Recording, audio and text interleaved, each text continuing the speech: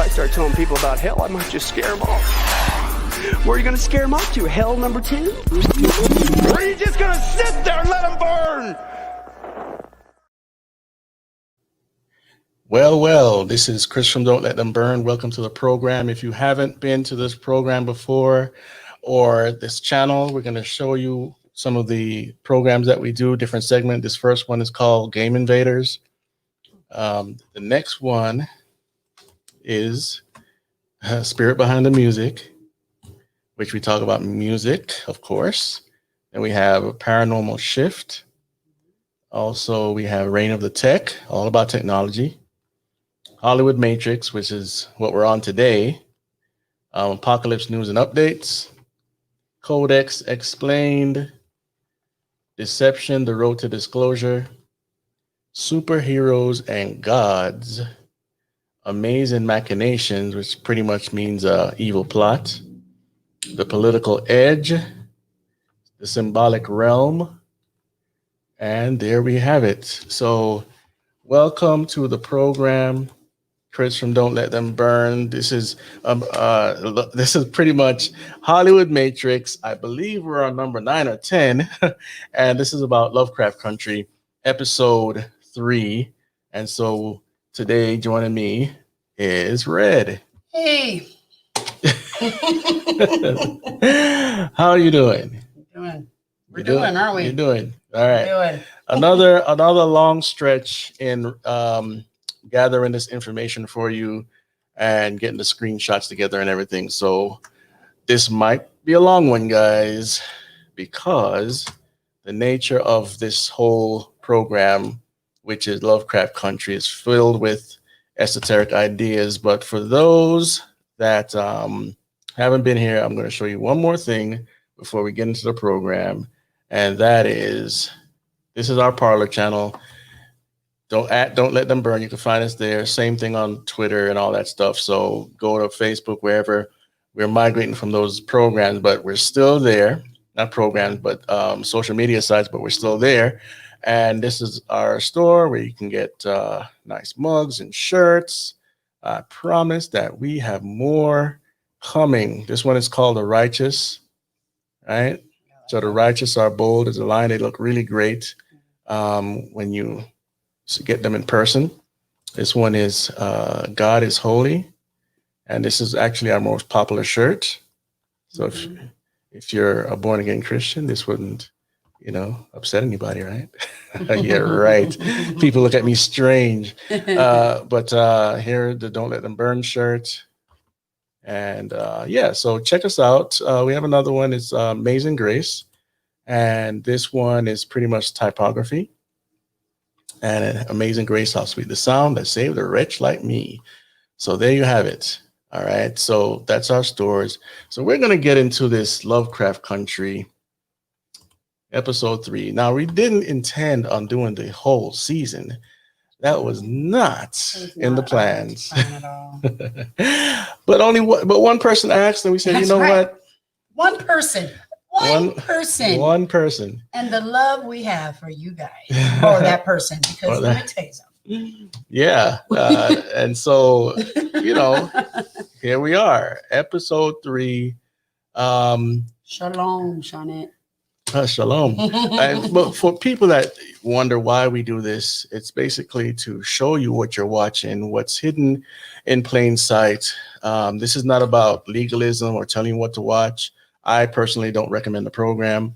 I have a shield against some of the stuff in this, so I don't. It doesn't affect me like it would affect a normal person. I'm not saying it doesn't affect me at all. Right. Don't go there. Right. I'm saying it doesn't affect me as it would a lot of people. I am pretty much. It's just research, and some of it's entertaining, but this is not a well-written, script or whatever. But it comes from a book that we explained before, and so we're going to get into it, and we're going to go back and forth, and we're going to point out some interesting things that you might not even have caught up on or caught while you were watching this program. Yeah. And so before I go, anything you want to say? No, this show has got a lot of good nuggets in there. Fourth time watching it, and I've caught some stuff. Well, Chris caught some good stuff, which I can't wait to get to that. So yeah, let's get into it. All right. Let's get into it. So this one is called Holy Ghost. Now, if you're a Christian, you would, wondering what's up with this title. Well, we're going to get into the title and what Holy Ghost means as we move on. It has nothing to do with the Holy Spirit, okay? Right. Nothing. Right. Not a thing, Zero. Everything other than the Holy Spirit. Yeah. All right. So here we are. This is the opening scene. Is it going to go over here? This here? Yes. Can they see it? Yes. Okay. Yeah. That's yep. what. There we go. See? There we go. Long day. All right. Okay, here we go. All right. Thank you for that. So here it is, the first screen, Hollywood Matrix and Lovecraft Country, Holy Ghost, right? So all of these branches mean something, but that's not important right now, okay? This is the first scene. And what happens here, for those that don't know, we covered the first two episodes, and where we're coming here is the uncle died, right? Oh, I forgot to say, if you don't like spoilers, this is not the show for you. Oh, no, definitely not. Definitely not. This is not the show for you. And also, this is coming from a totally born-again Protestant Christian aspect. So if you're easily offended by us reviewing a secular show, this is not for you. Time for you to break. Okay? So here we go. All right. So the uncle died and they're mourning for him. So at this point, we don't know how much time passed, but we'll find out later. And they're in a church. Now, many people think that this woman is a Christian and her soon-to-be boyfriend is a Christian, but they're not. There's many people that go in church and they're not Christians. Okay. So we want to keep reminding you of that. We reminded you of that the last time. And so as we move, we get into a little historical context. This part we didn't research, maybe a little bit, but I'll leave that up to Red. Okay. Yeah. So this right here, I'm sorry. There you go. Oh yeah. So no, I just found out when I was paying attention, it's just giving us the summary of this episode. So it says in the summer of 1955, a group of Negro men and women moved into a house in the north side of Chicago. 10 days later, 3 people went missing inside the house, which you'll find that out later. Never to be seen again, and pioneering is dangerous. Now you remember from the last episode, the uncle, they did pioneering travel, automatic traveling type of things, adventures. So I guess that's still they had too. What do you call it? There's a certain name for the kind of company they have. It's pretty much like a tourist thing. Yeah, it's like a tourist automatic. What do you say? How you say automatic? I can't. But you guys know what I mean. So it's like they travel and go to different locations and stuff like that. Yeah, there you go. Sorry, guys, can you hear me? No, they can hear you. Okay, all right. I'm trying to get you to be more inside the camera. Okay. All right. Yeah, there we go. Okay. All right. So this was, I thought this was something else, but no, this is just giving you what this episode is about. That's what I found out. So as we get down to day 1. All right. So this episode is broken up in days. Yeah. And so this is day 1. Day 1. And it's gonna move a little slow, but by the time we get to the end, you're going to get the whole meaning, and we're going to, reveal some things to you. So anyway, boom, this is the first scene after that first scene, right? Day 1. And what you see here is a hand that's looking out the window, and we don't know if this is a neighbor or not. Yeah. And, the hands look kind of creepy. So remember, this show has a lot of race bait and some stuff historical, some stuff not. Okay. So we have a white neighbor looking out at the 2 sisters that are walking. And it's revealed in a minute why they're walking. But at this time, they're bantering a little bit about some things going on. And I skipped some of the dialogue. Okay. So it says, you've been there for me when I needed money. Right. And remember, Letitia is the selfish one that uses people and lies a lot. Okay. Letitia's the one that's lighter skinned. Okay. All right. So they're sisters. And she says, I want to return the favor. And the sister's like, because she's been used. Okay, and so what's this here? Is this the same screenshot? Okay, first of all, I don't know. What happened? I guess you kind of skip. She came into some money. Yeah. Yes, the sister came in. Letty came into some money, and she's trying to get her sister to come along with her and to show her the surprise because she wants to take care of her sister, which is Ruby, that has always taken care of her. Right. So now she's just trying to get her sister to never pay rent again. And guess why? Because she's about to show her pretty soon. Yeah. So she said, yeah. All right. So they're walking towards that destination. And the sister's like, what does that mean? And here's what it means. She bought a house, right? So, the normal assumption is that she has a lot of money. We'll reveal a lot of that later because she really doesn't have a lot of money. And so she bought this house in the middle of a Caucasian neighborhood. It's run down, but there's a reason for all of that. Okay. So the sister's like, what game are you playing at? Because she can't believe that she bought a house. And she says, you can afford to buy a house. And then they walk inside and she said, where'd you get the money to buy yourself a house? Still, Letty is not really letting her know anything. She says she's going to turn it into a boarding house.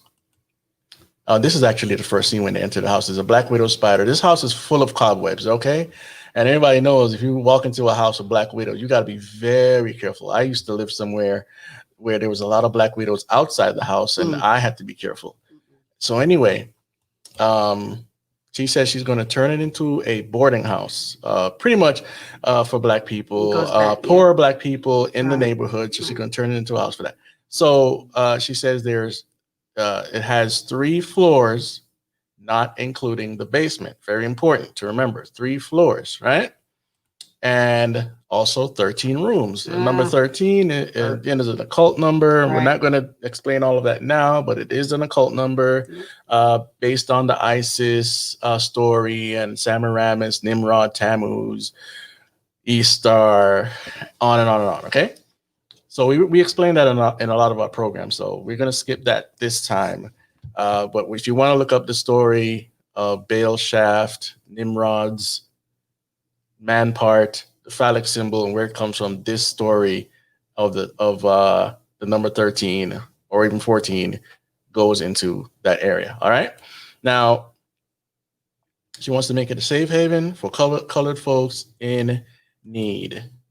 And she says safe. Now, this goes into the whole idea of a safe place, especially today in this divisive area of, our nation.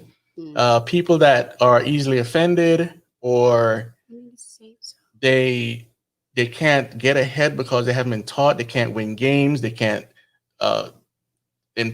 function in public. They cry a lot, complain a lot. They need a safe space. Facts. Okay. Yeah. So just giving you that little hint there. Anything you want to say before I go on? Not to go off the subject, but did you hear about San Diego that are now in school that with their kids are not going to go by grades no more? Same idea. Same idea. Yeah. Exactly. So yeah. All right. Okay. So I didn't hear about that, but it was yesterday. Yeah. Okay. So here we go. Now we have, they said just last year, there was almost a riot across the town. And because a Negro couple moved in to an all white building, there's strength in numbers. And she says, no, the sister. And I'm about to apply. Oh, this is Ruby. This plays a very big part later on in consecutive series, in the consecutive episodes. Mm-hmm. So bear in mind to that. Marshall Fields is a store in a. It's like a Macy's middle class. Today. Yeah. Okay. Yeah. All right. So, but this could be our chance to really bond as sisters. So she's believing the whole story of how.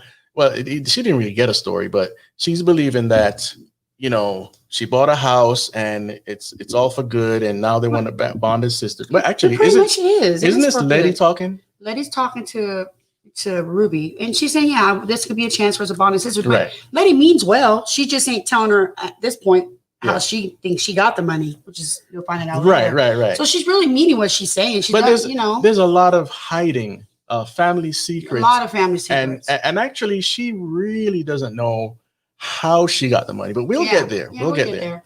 Yeah. All right. So this is important here. This is the elevator, and it doesn't work very well. Okay. And she says it was working fine before. That's because there's a presence in this house that doesn't want people on this elevator. Okay. And so what happens is the elevator I think it descends. Yeah, it comes down. It descends, and so it scared the both of them. And she really could have died, okay, or lost a limb or something. So anyway, there is symbolism with elevators. I just didn't have the time to go look for that, but just think of ascending and descending, what that means, and all that, right? So now in the next scene, anything you want to say? Oh no. Okay. All right. Next scene I got, yeah. Okay. We have Hippolyta. Did we bring up the meaning for that? No, Auntie Hippolyta. Go ahead and I'll bring up the book. Okay, so this is Auntie Hippolyta. This is Uncle George's wife. Okay, remember Uncle George in the last episode who passed away?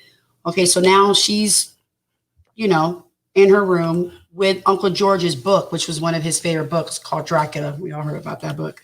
And she's just sitting there in a daze. A lot of tension in the house because she wants to know what's happened to her husband. She knows he's dead. She knows he got murdered by a racist cop, and he has been handled. But at the same time, she's distraught.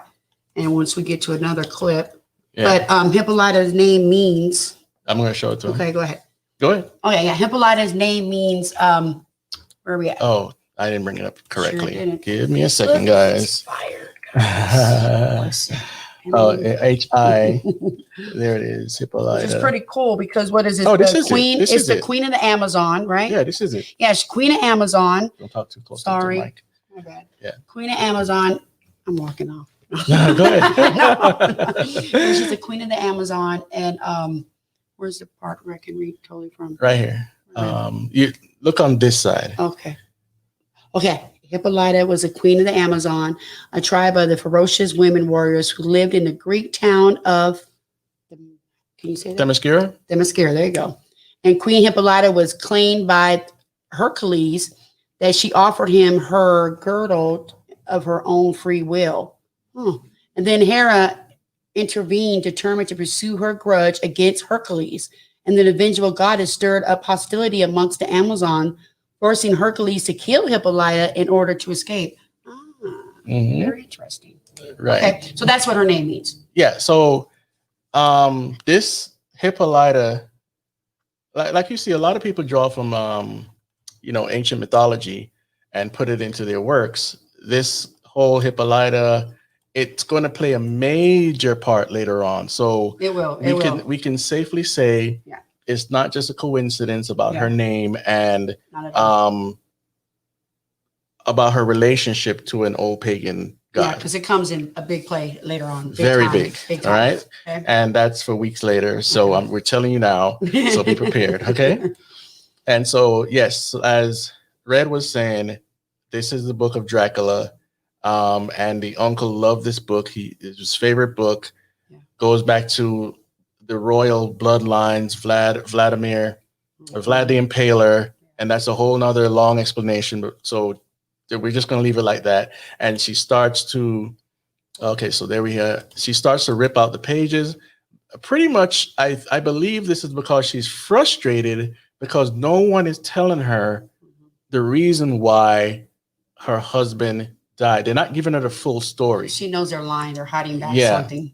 So here, I'll have you explain this part right here. Go ahead. Okay, here now, Tick is, he's been staying with him since the passing of the uncle. So he's doing his part around the house, filling in for, Uncle George, cooking breakfast. But you can sense the tension between the aunt and Tick. Because, again, she's upset. Her husband's dead. And she just knows that Tick is not telling her the truth.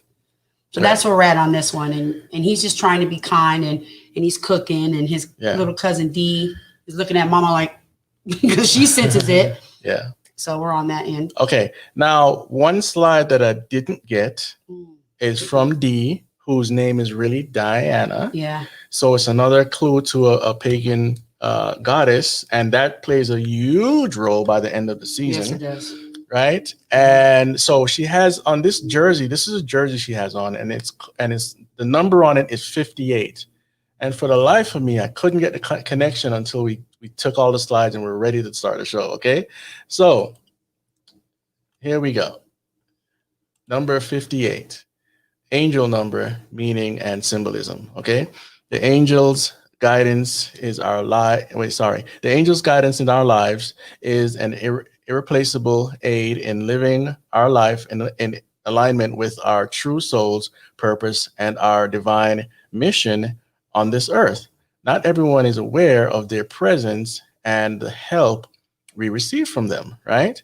So pretty much an angel, a spirit guide, okay? Mm-hmm. Regardless of that fact, they watch over everyone and are ready to help us. We only need to ask. The angels are guiding us and can sometimes send us signs to attract our attention or send us a message. Now, the Bible doesn't tell us to call on angels, and God controls angels and sends them on. In fact, the name angel means messenger. Okay. Mm-hmm. So we're not supposed to be counting on them. Do we have ministering angels? Yes. The Bible is clear about that.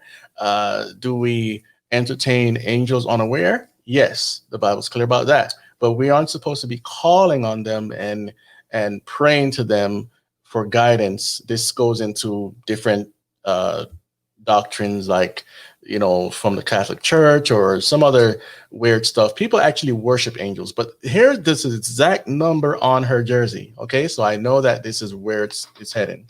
Okay. All right. So somebody pointed out, what's it, Shawnette Priest? Yeah, 5 plus 8. She did the numerology. Very good, Shawnette. I like that. That's a good catch. All right. All right. So, all right. As we move back to the screens here.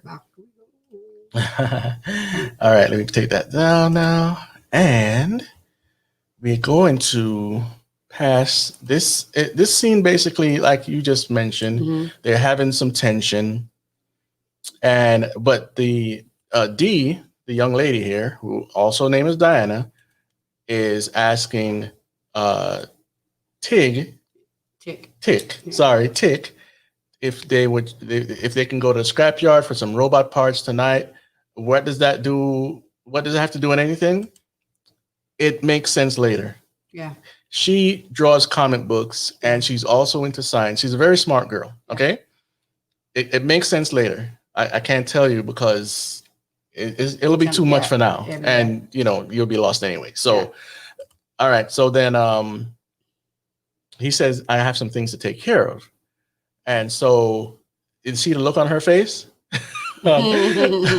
Hippolyta's face is like she knows she's being lied to. Okay, so this next scene is very esoteric because Tick has now gone into his father's house, and when he looks at the shelf, you swear that he's looking at his mother, but he's not. Why is this book here in focus?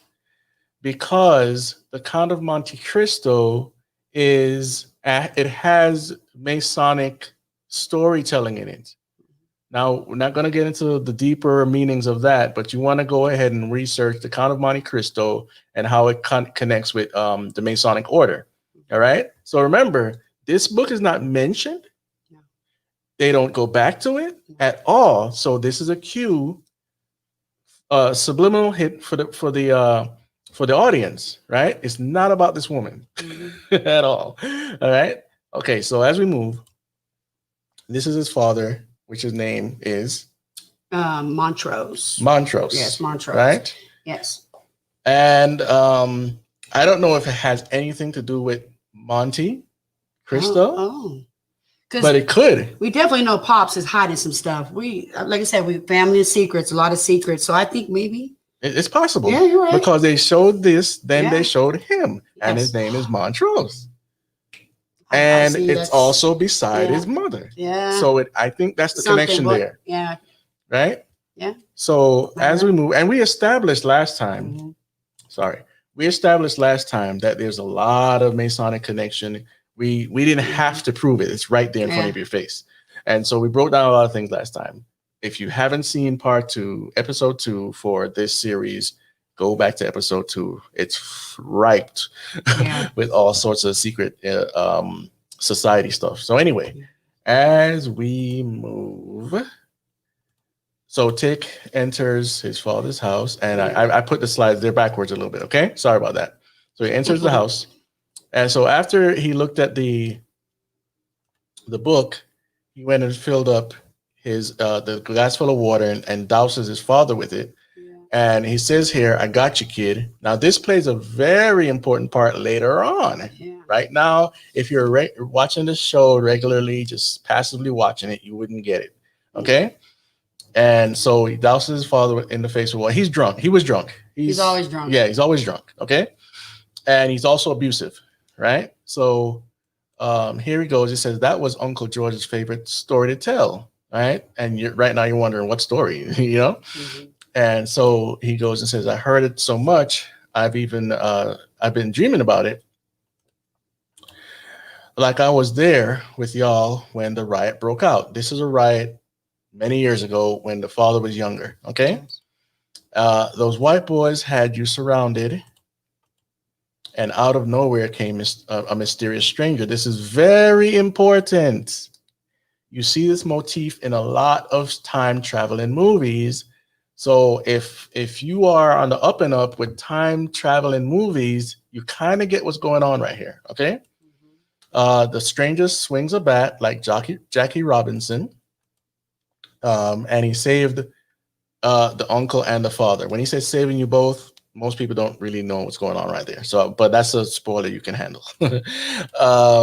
And all he said before disappearing was, "I got you, kid." All right. So they go from that to, let me see here. We could have used that stranger up in Ardham. Ardham is the castle or mansion that they were trapped in when they did the Garden of Eden ritual to open a portal through all these secret chanting and all that stuff with the Masonic order, right? That's part 2 when that happened. And so anyway, he skips and says, "How's Dee and Hippolyta going?" Right? Because that's his family, their family. And he says, "As good as can be expected. I've worn out my welcome there, Pop." But he's not, he's lying, but not lying. Well, he's twisting the truth. Well, because she kind of, because he knows that he's lying to her. Yeah, she's uncomfortable with it. Yeah. And so it's pretty much the truth. You know? He is worn out his welcome. Right? But if he told the truth, it wouldn't be like that. That's what I'm trying to say. Yeah. If he told the truth, it wouldn't be like that. And so many family secrets. So it's just, this is a story, whatever. They put it together how they put it together. So anyway, I was hoping I could stay here just for a few nights. So he's hopping from place to place, trying to find sanctuary. Yeah. He says, "Feels strange staying over there without them knowing what happened to Uncle George." They know. He says they know what happened, which he's lying. That hot-headed sheriff shot him. That's the official story. Hippolyta saw the body. We had a funeral. End of story. And the father's a personality, so whatever he says goes no matter what. All right. So he's covering up truth through the whole series. Okay. And so Tick says, "I know that's what we agreed on. Just don't feel right." So, and then the father says, "So what? You want us to tell him that wizards exist?" So he pretty much knows. He's been involved in this stuff for a very, very long time, more than any of us could actually calculate because it's not been revealed yet. So what he's trying to say here is, if we tell them, one, the truth will be revealed, but they will have cognitive dissonance, right? And when people start hearing stuff like this, they start to kind of go a little crazy, or they reject you altogether. Yeah. So he has to keep it a secret that wizards do exist. Now, here's the other part. Remember I told you there's a lot of race baiting? Okay. A lot. Okay. So he says that white folks got magic on their side too, right? So these people are part of that bloodline they have this father and Tick have European blood in their DNA. So both sides, I mean, look, witchcraft was it's still very huge in Africa, right? Any continent that you go on, witchcraft is huge. And even now it's growing exponentially in America. But we've done a lot of programs on witchcraft and whatnot. So you guys can check that out. Anything you want to say before I go on? You're got it. All right. So let's go. Hippolyta can't do. Let me see what it says here. Okay, Hippolyta can't do. Basically he's saying Hippolyta can't do anything about it. We can't do anything. And he basically said, all right, just basically drop it. Okay. But he's saying that best to just let it all die with the bodies buried under the lodge. What happened in the last episode, the whole castle or mansion, whatever you want to call it, crumbled under the weight of the magical forces and the disruption of the portal and whatnot. Okay. So it says, Tick is saying, it just feels like if Uncle George was here, and he says he's not here. And then Tick says if he was here, well, he ain't here. If he was, he'd be saying we need to find out all we can. And then the dad gets angry. He slams on the table. He curses. And Tick and him are face to face. But he already knows that his father's violent. And so Tick leaves with his luggage. All right? That's it for day 1. Day 2 now. We're back at the house. And funky music is playing. Yeah. Yeah, everybody's getting in the house. Ruby. Okay, go ahead. They're helping them move furniture and all that stuff. Okay? But do you have something to say? No, it's like, no, this is when they, everybody, they're starting to get adjusted in the house. Did you see some move? Yeah. All right. So Tick hasn't been around for a couple of weeks, okay? And so him and Letitia here are just meeting back up after a while. And so I'm skipping a lot of the dialogue. So what happens is they're moving. Okay, this whole getting together is they're moving the furniture in the house, okay? And so he's saying, moving in on a Sunday when the whole neighborhood is at church and they can't try to stop you. So back then, a lot of people went to church, but not everybody was saved that went to church, but the whole neighborhood pretty much, not everywhere, but we're going to ride with this story. There were places where most people had went to church, but doesn't mean they were all Christian. And this is a predominantly white neighborhood. Was there any racism at those times in predominantly white churches? In some places, it can't be denied.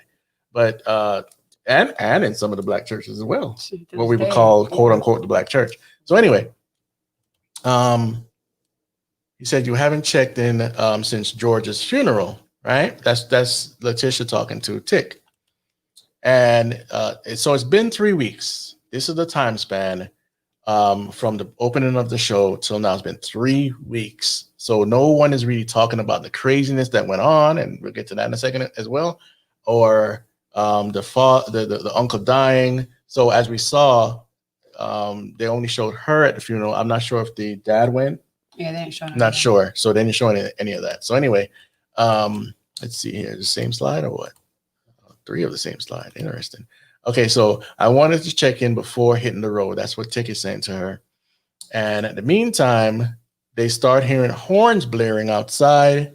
We have some agitators, okay? And they're from the neighborhood, and these horns are loud. And they honk 24 hours a day. Right, yeah, they keep, 24 hours a day. 24 hours a day. They park their cars in front of their home, in front of Tish, her home. And so everybody's walking outside and like, here we go.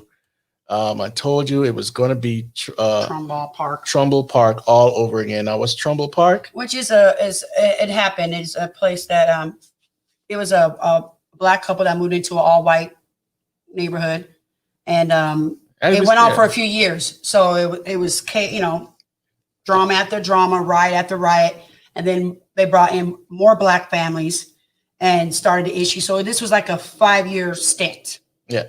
Okay. All right. So there's the context. So these are the cops passing by with the quirky smile, and they're not going to do anything about it. All right. So now Tick is like, maybe I will stick around a little longer. And dramatic music. This is everybody that was in the house moving and whatnot. Let's see, no secrets there, nothing to point out. This is what they do. They tie the bricks to the horn, and technically it's not tied to the horn, but we'll just roll with it. They're going constantly, right? And so we reached from day 1 and 2 and skip all the way to day 5. All right. Now, this is not us. This is the story. Okay. We're not skipping any days. So this is what's put up in all the yards, or at least this yard. We are a white community. Undesirables must go. Did stuff like this happen in the past? Sure it did.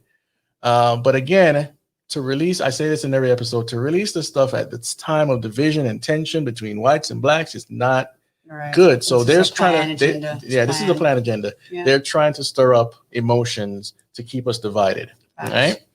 So, all right. So now we go into the house where this is Tish's house and she's sleeping. And what happens here, if you see over here to the right, there's a hand that's, looks like a zombie hand, let's put it that way, is pulling the sheet off of the bed. Now, let me tell you something interesting. I didn't plan on saying this, but a family member of mine, they used to take care of older folks.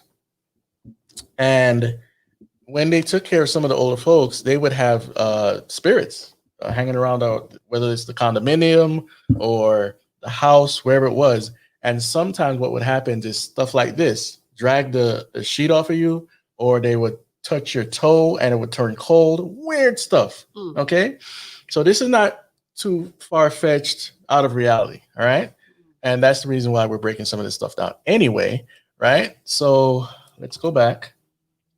And so the hand, again, I'm going to show you the hand. It's pulling off the sheets. And finally, it pulled the sheet off. And then she grabs the sheet. She doesn't know what's going on. And she's covering herself again. And then she's laying down. And the camera goes over her back. And then we see these two eyes here. This old lady pretty much checking her out. I don't know why she's stalking her like that, but I know, right? So we go to her sleep and she still has no clue what's going on. Then this face comes up. It's all disfigured or whatnot. And you get to meet her later on. She makes a sound and pulled the sheet off of her. She wakes up, but she still has no clue what's going on. No semblance of what just took place, if the sheet really flew off of her, nothing, right? Now, me, the way I sleep, I would know something. Me too. But it's the heat that got her going. Right. It's very hot. I don't know. I guess it's the summer. The water heater, the heater broke. And the heater broke. It's very hot. And so she's going to go to the window. And she went to the window and then she saw that there's sweat on the window. The car horn is still going. She opened the window. It's just irritating, right? And so she kind of gives up, but she goes down to see what's wrong with the heater. The heater's broken and the temperature is way up there, right? She fixes it. And while she's walking away from fixing it, a bang happens, right? She hears pipes groaning. And she turns around to investigate it. She walks in the back here. Creepy music's playing. And you have this creepy looking doll on top. The doll has nothing to do with anything, okay? But the shelf here, the movable shelf, is getting banged around a little bit. and she goes to look down the floor. There is a, what do you call that? A door, a cellar door? Yeah, it's like a Basement door, whatever it is. Yeah. And it's moving up and down. And let's see here. There it is, right there. And banging, there's voices coming out of it. And so she screams. And she goes to get Tick. And they come to investigate this room here. And he's saying, I don't see anything. She's like, no. There was something banging on that door. So this is the door that the door led to this basement. Okay. And she said, I heard voices. And he says, I believe you. There was more dialogue, but I'm just skipping through. What we went through. Okay, so remember, no one is talking about what they really went through. You want to say anything before I go? Yeah, no, pretty much. Yeah, nothing, because we get more further down, I guess. Yeah, nobody's talked about everything that happened in Arden and Arkham or whatever it's called. Arden or whatever. Yeah. Anyway, yeah. So he's telling her, you're tripping. Look at all the stuff we've been through, all the stress, which is true. So now they just chop it off to that. Yeah. All right. Okay. So no one's talking about what we went through, the stress of it, plus keeping it a secret, and your neighbors know what they're doing. He's going into some war terminology. I wouldn't be surprised if the blah, blah, blah with the cars are vets. Well, I know there's the ones tampering. I know they're the ones tampering with the boiler. She has no evidence of that, by the way. And I don't think they are, based on what happened later. Yeah, okay, so we have a problem with the elevator, which we know that it's not because it's malfunctioning. There's some spirits in here. Familiar spirits. Right? And then 2, we have the water the boiler malfunctioning.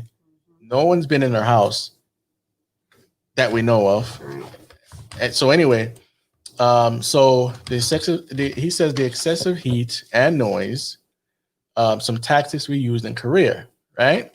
Still, we have no evidence that the white folks outside are the ones turning up the heat. They turn up the noise for sure, though. Yeah. And it is a tactic in war to turn up the decibels on whether it's music or any loud instrument to cause disorientation. All right. So she says, for what? And he says, I'll nail the window. Oh, he doesn't really answer her, but he says, I'll nail the windows down in the basement. Keep watch for a couple of nights. And she's like, no, you don't have to. There's physical tension here because she likes him and he likes her, but because of what happened, he's not really feeling that right now and whatnot. And so anyway, she says, thank you, hold his hand. And he stays silent. Then he lets her hand go. And he says, this is the perfect place for a dark room. Very important. Okay. Later on, this will play into the story. So he goes over here. She has a disappointing look on her face, maybe because she's sweaty. No, I'm joking. I'm joking. So he goes over there, contemplate whatever he's contemplating. And then we get to day 8. All right. Now, if guys, if you have any other clues that we're missing, put it in the comment section, put it in the chat, and we'll see what happens. So anyway, day 8. And what's happening here is the white neighbors are looking at them having a get together, and you hear music and whatnot. We know this sort of stuff happens. It happens, but if you're being loud, what can you expect, right? So this stuff happens, but so anyway, they're getting together, and so they're having a great time inside. And they say that I think the elevator's broken again. So obviously they've attempted to fix it, make it right. I skipped that earlier because it just wasn't important. We have over 500 screens to get through here. So you heard about the newcomer preacher. Now this is important here on a historical level. We'll cover a little bit of what's going on here. And they say that that's supposed to jumpstart the movement, right? And somebody said Michael, right? And she says he's going by Martin now, right? So obviously it's Martin Luther King here they're talking about. And somebody says, I heard he was engaged to a white woman, which doesn't matter to us here. None of that stuff matters. They made him marry a colored one last year, right? Loving a white woman doesn't mean he can't stand up for colored folks. And then, wait a minute, something's missing. Anyway, she kind of makes a little joke, like something like that. She says after that. So the thing about Martin Luther King is that he was a womanizer.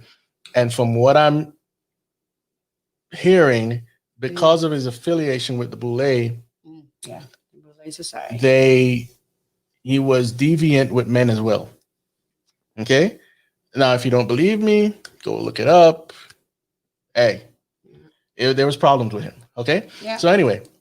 Not taken from what he did, not taken from that. There's a lot I could say about that. Yeah. But right now. I mean, okay, right. Yeah, all right. You can't break it down all right now. Yeah. Yeah. So, all right. So now they're in the kitchen and he says, oh, wait a minute. This is a little backward, isn't it?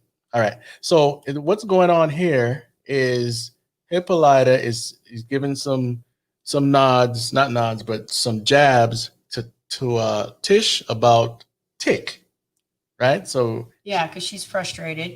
Once again, like we said earlier, she knows something up is with her husband's death, and she feels Tick has not been up front with her. So right now she's complaining about how Tick leaves the cups upright when they dry, and then she brings up how her husband George brings the cups down when he does the dishes. Right. And so Letty says, does Tick remind you of George?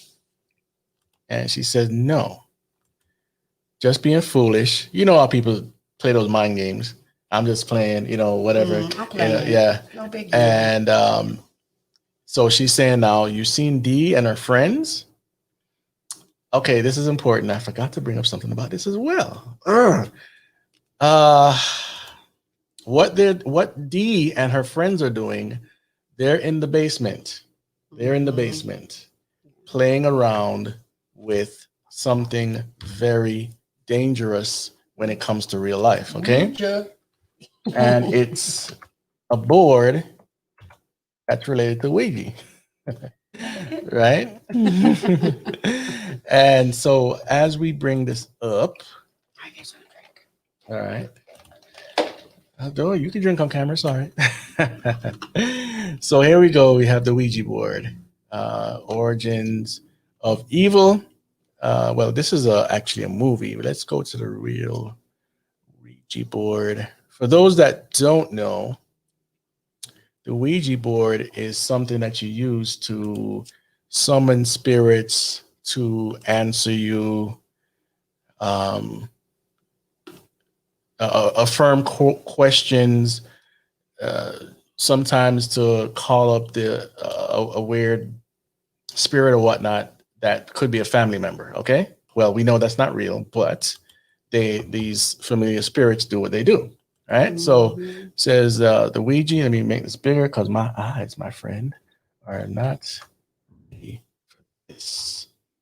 So all right. So Ouija, also known as spirit board or talking board, is a flat board marked with letters of the alphabet, the numbers 0 to 9, the words yes, no, occasionally hello, and goodbye, along with various symbols of graphics.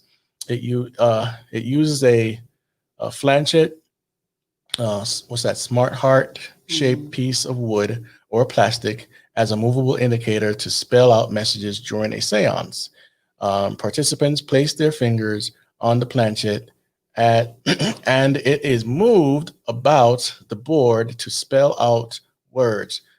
Ouija is a trademark of Hasbro. Yeah, they made one as well, but that's not where it originated.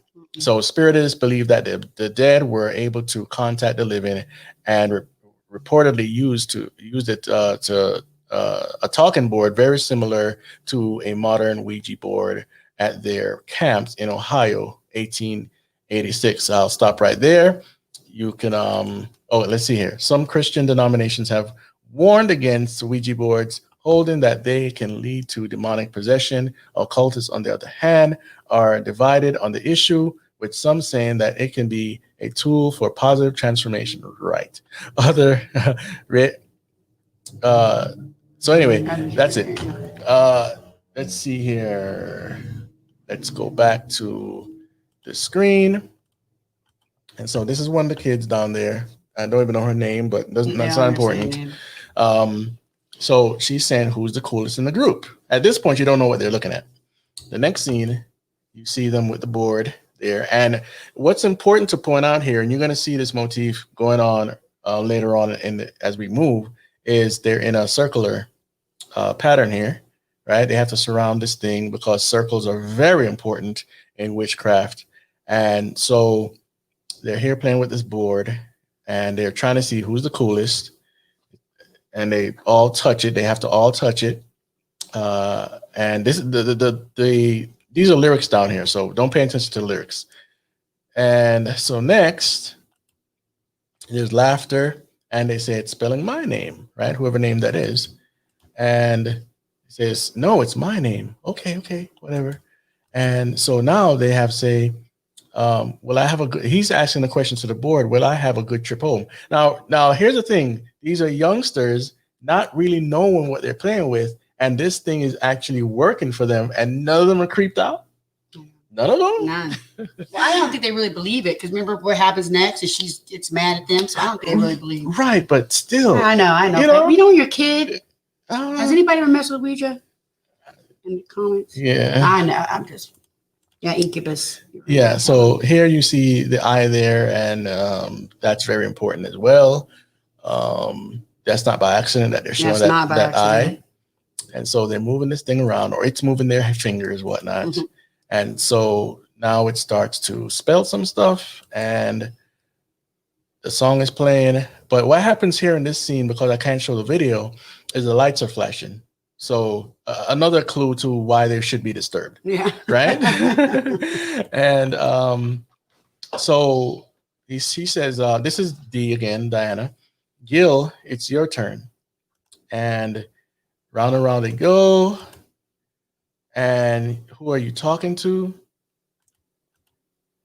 And it starts to spell out a name. And the name starts freaking her out because it starts with a G and it starts spelling the name. We can't show all the screens. So she gets mad. This ain't funny, jerks. It spells her dad's name. It says George is dead. Right? So now she gets really angry. And they're like, I didn't do it. And he's like, me neither. And it said it moved by itself. They should all be freaked out. Yeah. Right? And so anyway, she gets really angry, tosses the board over, and she leaves. Now, I want you to keep remembering this girl. She's going to go through so much in this series. This is just the beginning of her journey. Oh, yeah, Miss D. Just the beginning. Mm-hmm. And what she turns into is not nice. But this is the beginning. And so as we move, we're back to Hippolyta, right? And she's looking for her daughter. So she's like, Diana. And what she starts to hear, she hears the door creak. And she hears voices whispering.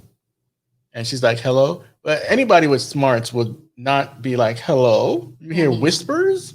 You hear a door creaking. I'm not like, hello, I'm getting out of there, right? So anyway, the door opens by itself, by the way, or whatever spirit, and she sees this thing back there, which plays a very huge part later. It's called a cipher, and it has supposedly our solar system. It looks different than our solar system. Let me see, 1, 2, 3, 4. Like many different solar systems. Yeah, this is different systems. Again, it'll come and play later on because it'll come play later on. A lot of meaning to it. Yeah. Oh, Shawnette Priest says the hands made an 8-pointed star on the board. Very good catch. All right. Yes. All right. So sure did. There we go. Another hint, right? Mm-hmm. Now, as we move, we have Tick here. Remember they're having a party. So he came dressed up as his little army self, whatever unit he was in. And he has a uniform on. We have Letty dancing with whoever this is, stranger. If she, they don't make it clear that she knows him or not, but they're just dancing on the floor, and she's dancing provocative. He's getting, kind of a little bit too risque with her, and it keeps going, and he's getting heated. In fact, another guy that knew, ex-boyfriend of Letty, was asking him questions, and he's like, if you're really, because the ex-boyfriend's like, I feel like getting with her tonight, but if she's yours, you better let her know, right? And she's kind of like looking at him sensually, but still dancing with this dude. She knows he's getting jealous, and the way she moves, I think she's kind of gaming him. And so she keeps going, and then Tick walks off. She finishes. She goes to the bathroom, having to look like, what are you doing? She starts washing her face, and then this dude shows up, but she cannot see him. This is just to give the viewer a hint that she's being watched all the time, right? And so she looks, and Tick is at the door, and so he comes in. They start kissing. We're going to skip all of that, right? It gets very graphic. So we're going to skip all of that. And so later, he touches himself, and he finds blood. And so I didn't realize I started my monthly. You can go ahead with that. Yeah, she was a virgin. The whole time I thought she was a virgin. She's lying. Yeah, she was lying. Like, I was thinking through the whole, couple episodes, she wasn't a virgin because the way she carried herself, and you saw how she was just bumping and grinding on the dude. So it looked like she knew what she was doing. But so she just told him that she started her monthly, but no, she was a virgin. All right. So maybe that, I never thought about that, might be significant as well. The virgin. It could play a part because when we see what she's become. She's been this. Yeah, and she's not the sacrifice, but usually they want a virgin for the sacrifice, but he's the real sacrifice. So it might not play a huge part, but let's keep moving. All right, so he says no big deal, and there's more dialogue, but we're skipping that. Yeah. And so she says, am I going to see you downstairs? And he looks kind of weird, and he says, oh, that's why this is backwards. Okay. Oh, yeah. So then he says, no big deal, and and whatnot. I think we might get to that part. Anyway, yeah, there it is. There it is. It's backwards. Okay, so he says, and then he goes downstairs, and this is the look of confusion, she's perplexed of what just happened because she knows she's lying, right? And she wanted to seem like something else because that's her first, and I guess she feels funny about it, whatever. And plus, you know how it is. Yeah. Some people are like, well, if it's going to be our first time, right, we need to be at a fancy hotel or something. So that's going on there. So anyway, and the Bible warns you about fornication. Can't miss that point, right? So downstairs now, the sister is talking with a group of people while this lady, Letty, is in her feelings and contemplating what just happened, right? So she's the sister Ruby is saying, you think Marshall Fields hasn't hired you, or somebody else is saying that. Somebody else is saying that. Yeah. And because you're colored, she says, of course, I know that, right? Whether that's true or not, we don't necessarily know, but they play up on the race thing again. And I'm willing to work harder than anybody else if that's what it's going to take. I'm if more colorful folks talk like me, the race would be a lot further along. Now, I don't disagree about that. Just to dispel something, it's not a race, it's an ethnicity. Yes. It's only one race on this planet, and it's the human race. But we've been taught, and I've done some research on this. I'm not going to get into all that right now, but we've been taught that people sprung up on different continents, and it's multiple races. That's a fallacy. One race, human race, that's it. So just to dispel that notion right there. Different ethnicities and whatnot. So, and even science has proven that all mankind has come from one woman. They call her mitochondrial Eve. Okay, you can look that up for yourself. All right. So what you got to say? No, that's it. All right. So, well, yes. Okay. On the notion of if you see, I can't totally agree with the statement because she's using the skin color thing again, right? Yeah, yeah. But if we were to move smarter, right? Because she's going to school, she's bettering herself, Right. but she's a little uppity, she's a little too full of herself. she's but- bougie. She's bougie. Bougie, yeah. But- But she's just saying, well, I do agree on to a certain extent, educating yourself, going Right. the extra mile, doing. Yeah. That's what I'm Doing what's talking right. about. That's what I'm talking about. Yeah, doing what's right. Yeah. Okay. So this is okay. So she gets them from this table and she sees something outside. So she's very perplexed at that. And boom, it's a white guy running off after setting a cross on fire in the lawn. I never understood Right? the burning of the cross.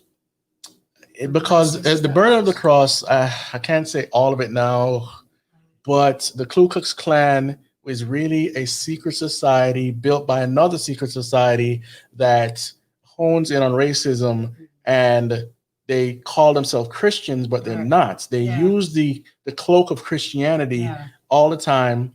It's just like, again, the Catholic Church, it uses the banner of Christianity, but It's not.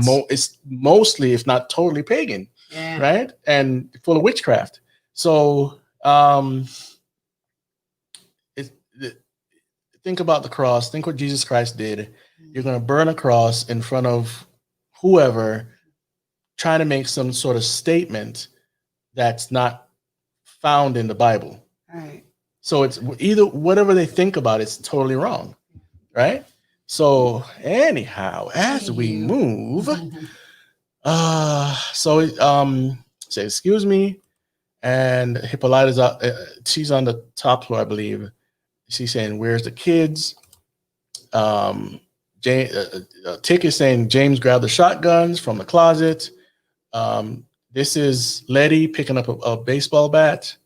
Baseball bats, for some reason, is popular in the show, and they're saying to get Floyd, telling Ruby to get Floyd's car keys, because right now what we're witnessing pretty much is a revolt against the agitation that's been going on in their neighborhood. And so we see now that some of these you're going to see some lyrics come up down here. They're important, but not super important. What a theme in the show is they're going to use a lot of gospel songs. Yeah. Which I can't find a single Christian in this in this show. And maybe there is, but not at this point, right? And so come on, put hands together. And she's coming out there, full of rage and ready to, revolt. And come on, y'all. We're going to take everything back that the devil stole. And you see them with the shotguns or whatever. Everything the devil stole, God's giving it back to me. Well, the white man's the devil. Oh yeah. They say that in some of these black fraternities or black groups, the white man is the devil. Most of that comes from Islam, that the white man is the devil. So that's why they're using this song. I believe this is why they're using the song, "Everything the Devil Stole," because who else would they be talking about? Right. Yeah. So we have that going along in these movies as well. There's a lot of 5%ers and straight up Islamicists on the black side that are making movies as well. So bear that in mind. And so the cops come, and you see down here, "Give me my possessions back." This is from the song they're playing. And so they take Letty. We don't know it says it there, but we didn't know if it was her alone in the what we call a paddy wagon or whatnot. And so the cop is now interrogating her alone. Yeah, just her alone. Which seems strange. Yeah, because they just got her. But you know what? Because she's I the get buyer it. of the house, I get it. But at the same time, did you not arrest everybody? Because they didn't show that. Yeah. Right. So exactly, they probably took but just her, because I guess again she's the owner of the house. Right. So okay, so they're taking her away, and he says, "You have quite a record here." Yeah. And now the fact that he has the record of her and her so it alone was a plot. tells you that something bigger is going on here, Facts. right? And it says, what group you're with? The Monkey Urban League? Of course, I'm not going to deny some people said stuff like this. But again, This is a sensitive time in American history, right? That's right. I'm talking about today, 2020. Okay. Oh, yeah. No, wait, I know. The National Association of the Advancement of Cockroaches.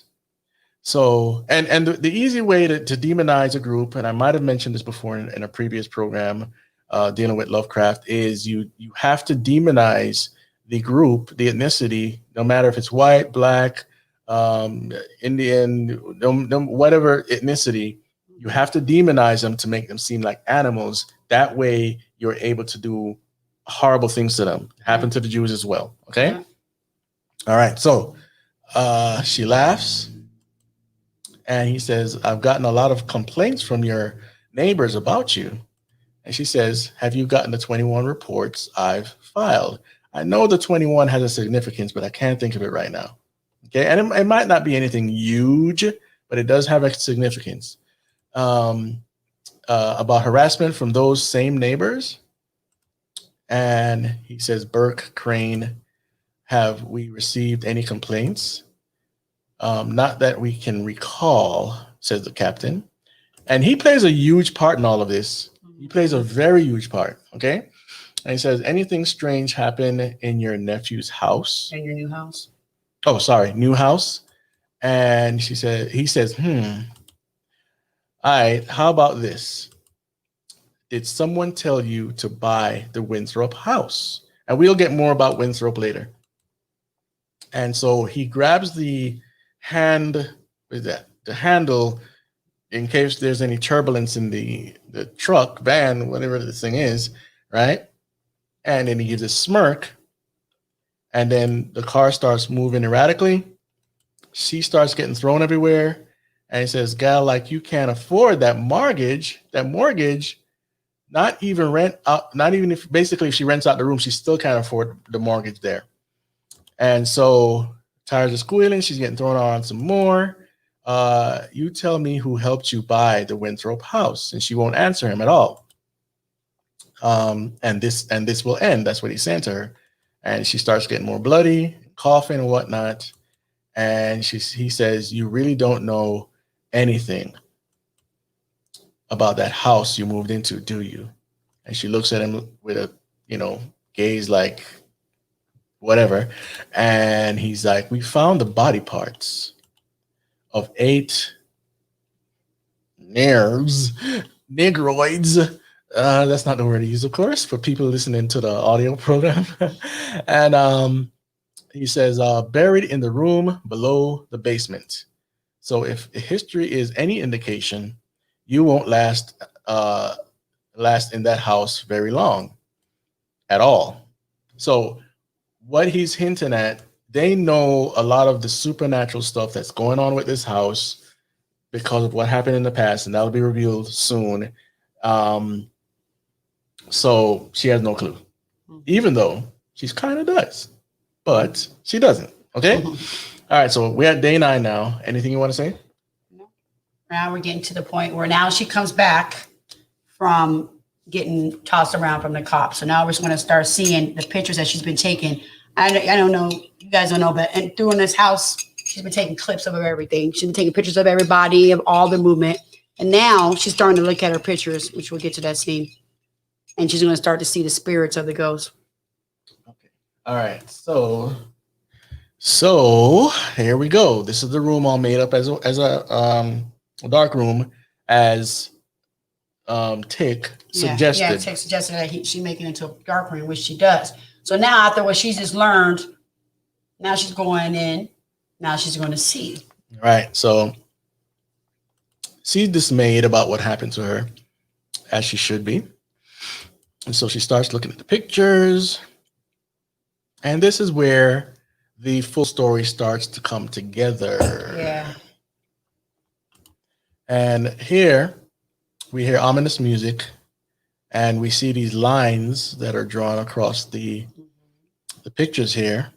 And in reality, this makes no sense whatsoever. It just makes no sense. The writing on this show is just dumb. But anyway, she starts seeing these lines light up when she turns off the regular light, turns on I forgot the technical term for the light, but it's a red light, whatever, right? And she steps back and sees that these lines are all over these pictures. And she starts gathering them. She starts getting weirded out by it. And now we see coming together. If you guys can see that, let me make it bigger for you. There's a face. Okay? And so the face now starts coming out of the pictures. Ooh, how scary. And it starts manifesting. And you see a head there. And it says, get out. Now, what this should remind you all of, before I get there, let me bring it up really quick. Now, there's a movie called The Amityville Horror. And I don't know if this guy drew from this this film, but this film used to terrify me as a kid. Okay, give me a second here and I'll bring it up. Images. I don't know why my mom. I know my mom too. I watched them all. I know that was creepy. I was a kid, and I don't know what made them feel like they should bring this movie into the house, and I call it the house with the eyes. Was freaky. Now there is a place in New York called Amityville. Yeah. Okay, and this was it was based on a true story about this house that was haunted. It was on an Indian burial ground. Okay, and so the family were terrorized by this thing. The walls would bleed and all sorts of weird stuff going on in that film.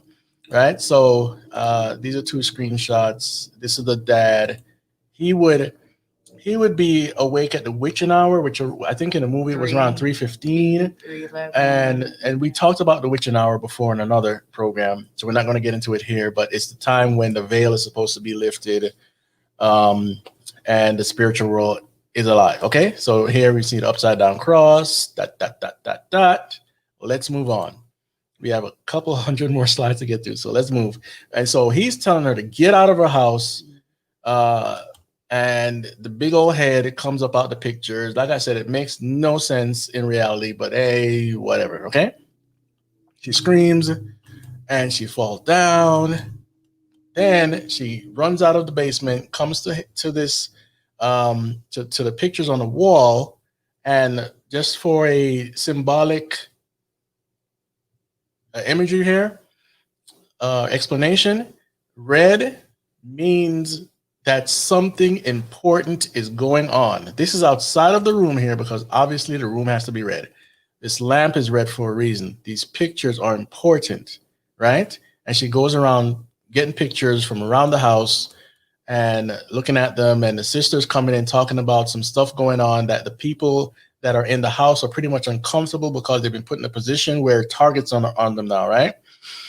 And so the sister Ruby is telling her, we have an installment contract to pay that we cannot afford. So this is where some of the money issues come into play. And says Ruby says, Letty says that Ruby will be fine. It'll be fine. I still have some money that Mama left, right? And they get into a big argument about it, and I'll let you talk. Go ahead. All right. So she gets into it because she slips and says, Mama gave me the money. So on that note, this would bring strife because Ruby and her, and I guess now we find out that she has a brother as well. They've always been distant. Letty's always been doing her own thing, running from the family instead of being there with them while they're going through the struggle with their mama.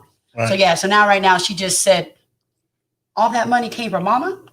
So she was like, Mama didn't have no money. She's like, well, she must have had something because I was just surprised as you are. Mm-hmm. So, I mean, that's where that goes. But Ruby ends up bouncing because it's, like I said, it's been a strained relationship. For those that don't know. Oh, yeah. Bounce sign.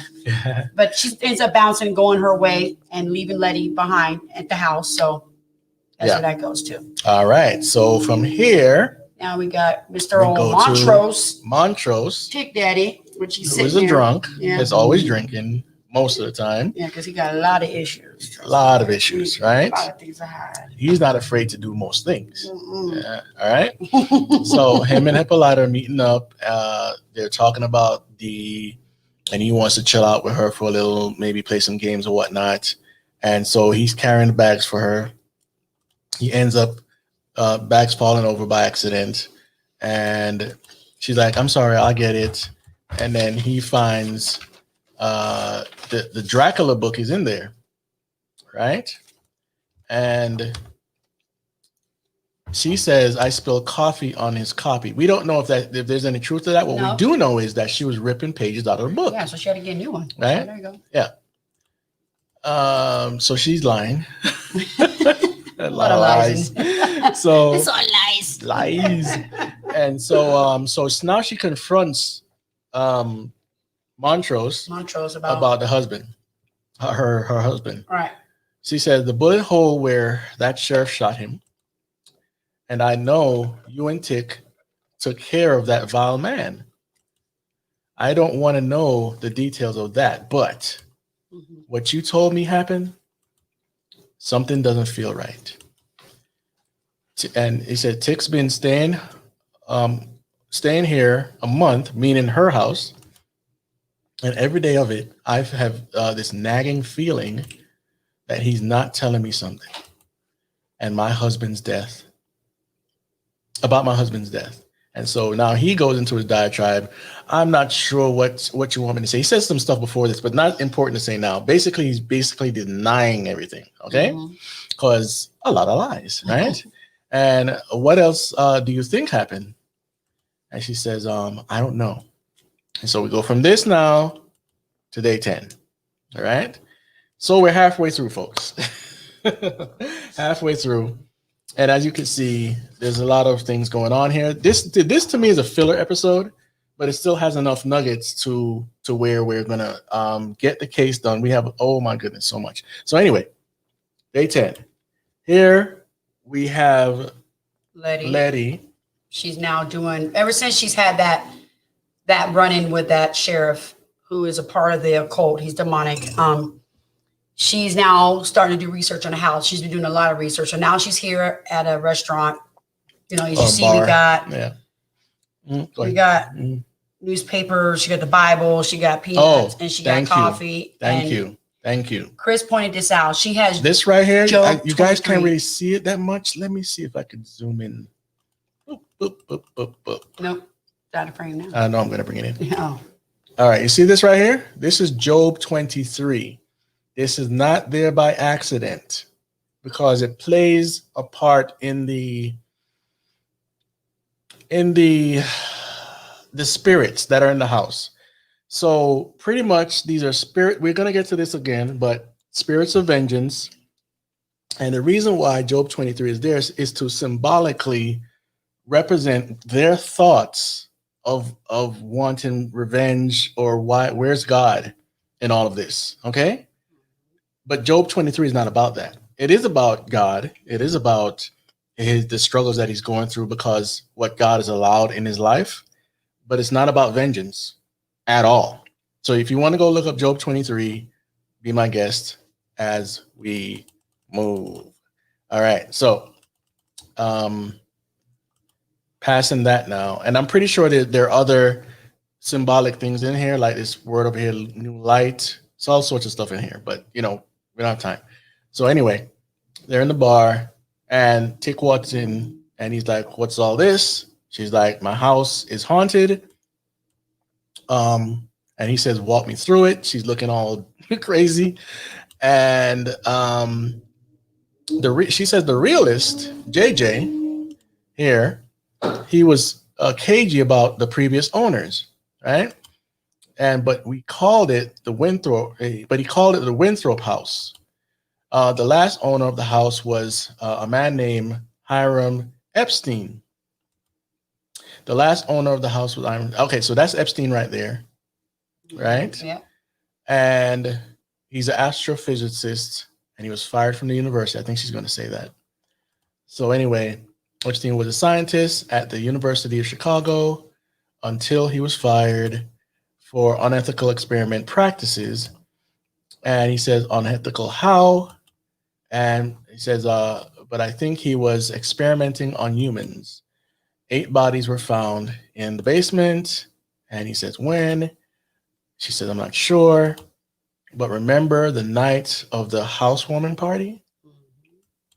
Police captains that one, basically the guy that took her into the vehicle warned her, told her about the bodies, and this is the same shot. Yeah, same shot. Okay. And she's pointing them out. That's him right there. And look who's standing beside him. That's Hiram Epstein. So basically, we see a conspiracy going on here, veil conspiracy, and Lancaster's name keeps popping up. Who's Lancaster again? That's the sheriff. Lancaster, the sheriff. Okay. All right. So, in a string of articles as lead detective, this we're talking about Lancaster here, is a number of missing persons report. This will all make sense by the end. Okay. You think he was supplying Epstein, this Epstein guy, with test subjects? This is Tick talking. I took these. This is now Letty talking. I took these the day we moved in. Some music playing. She's looking at the pictures, and she puts out this the body parts that were found in what is now my basement. I believe. Well, she said she took these. So what she's seeing here is some sort of apparition manifestation inside of her. Yeah. I mean, that does happen in some of the, what do you call those people? Ghost hunters, paranormal investigators. Some of this stuff does happen, but that's dangerous areas. We'll talk about that another time. So anyway, it took all night, but I was able to find all 8 faces. Lucy, Anarcha, Grover. So she pulled up all these things, all these articles or whatnot, and colored folks who disappeared on the South Side. Now, restless souls. Okay, now it's important. Now it's time to get into a little bit of the ghost names and stuff like that. So she says, now restless souls trapped in my house, right? So let's go to explanations of so here we are. We have vengeful spirits. I'm not going to go into all of this, but you've seen in the media, you've seen ghost films like Candyman, The Grudge, Pin and the Pendulum, all these The Fog. All these are vengeful spirits, just like in the comic books you have Ghost Rider and some other comic books. Okay, so it says the concept of the vengeful ghost seeking retribution for harm that is endured as a living person goes back to the ancient times and is part of many cultures. According to such legends and beliefs, they roam the world of the living as restless spirits seeking to have their grievance redressed and may not be satisfied until they have succeeded in punishing either the murderers or their tormentors. In certain cultures, vengeful ghosts are mostly female, said to be women that were unjustly treated during their lifetime. Such women or girls may have died in despair, or the suffering they endured may have ended up in early death caused by the ill treatment or torture they were subjected to. Exorcisms and appeasement are among the religious and social customs practiced by various cultures in relation to the vengeful ghost. The northern, Aki people group in Paraguay cremated old people thought to harbor dangerous vengeful spirits instead of giving them a customary burial. In cases where the person has been killed and the body disposed of unceremoniously, the cadaver may be exhumed and buried according to the proper funerary rituals in order to appease the spirit. Others have been known to salt and burn their bodies, the place where they were killed, or the instrument that they were killed with, right? All right. And so I'm from Jamaica. So we have something called a duppy. Okay. And the duppy in a world of African origin commonly used in various Caribbean islands, including Barbados and Jamaica, meaning ghost or spirit. The word is sometimes spelled Duffy. Okay, it is both singular and plural. Much of the Caribbean folklore revolves around Duppy. Duppy are generally regarded as malevolent spirits. They are said to mostly come out of and haunt people at night, and people from around the islands claim to have seen them. The rolling calf, I used to hear this a lot when I was younger. The rolling calf, a scary creature said to have chains around its body, a three-footed horse, or old, what's this, Higgu? Whatever it is, are examples of the most malicious spirits. So I'm going to go one more article, then we can get back to where we are. All right. So this one says a duppy in Jamaican culture is a restless good or bad ghost or spirit. The bad duppy are said to set onto persons through obia. Obia is basically another word for voodoo. Okay. Obia practices, while the good duppies are those of friends and families whom dream you. But sometimes in my family, when a person dies, like say a grandfather, grandmother, it doesn't matter who it is, a person will say, well, me dream my auntie last night, you know, or me dream my son, or me dream my daughter. They think that these spirits are coming to them in their dreams or whatnot. And the Bible calls those familiar spirits, and for us to stay away from that stuff, right? Because we don't have a chance to come back. It's either heaven or hell, okay? According to Christian tradition. Other traditions say there's something different, but I believe in the Bible, and it's the inherent word of God, inerrant, right? They are said to take many forms, such as animals, shadows, or that of the dead person. Now, can a demon manifest as an animal? Sure thing. Shadows? Sure thing. I've seen it. And the spirit of a dead person, I haven't seen that, and I don't want to see it. So there's that. So while some believe the Duppy stories are just fairy tales, now remember, fairy tales are really demon tales. Fairies are demons, okay? Many Jamaicans, especially in the country parts of the island, will agree to the possibility of their existence. Legend has it that some animals, especially dogs, can sense duppies and usually howls at night when they do. The Jamaican folklore also gives precautionary steps to avoid or ward off duppies. Some say a bush burned upside down in a grave will stop the duppy from rising up. Nailing a horseshoe on your day, or calling the name Jesus Christ in a bid to rebuke it. The only part of this that I agree with is Jesus Christ. I rebuked spirits in the name of Jesus. The rest of the stuff is just pure witchcraft, superstition, and whatnot. Okay. So anyway, that's it for that article, right? And I can attest that all of it said is true. Okay, as far as the cultural aspect. Okay. Now let's move on. Anything you want to say? All right. All right, so nevertheless, souls trapped in my house. What it says here, with their killer, they're trapped in there with their killer, right? So you get what that's saying. They want out. I know it, right? And none of these spirits have talked to her. No. None of them. No. Right? But she knows it. Hey, whatever. Let's see here. Uncle George would reference a haunted house story right now that proves that these ghosts aren't going to stop till you join them on the other side. Another fallacy, whatnot, right? Let's see.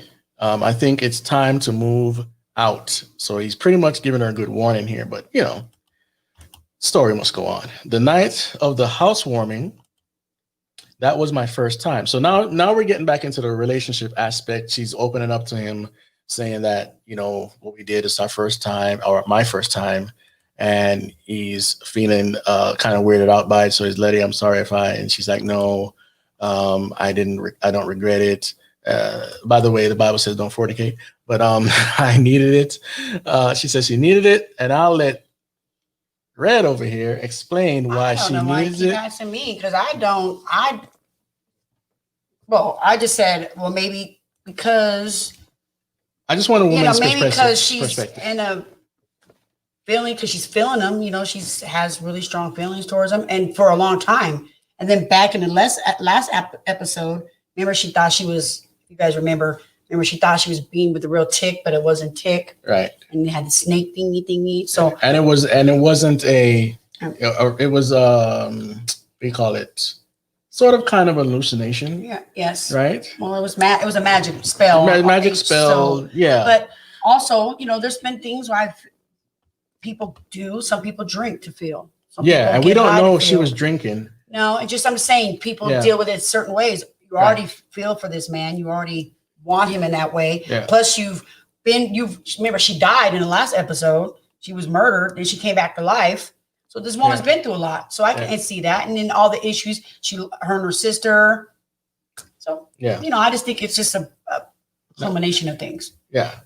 And my own perspective, is that when you're not a virgin anymore, you're more inclined to those feelings, whether you want them or not. Your body's not awakened to that. But when you're not, I'm not saying you don't make sense. I'm just giving you my view.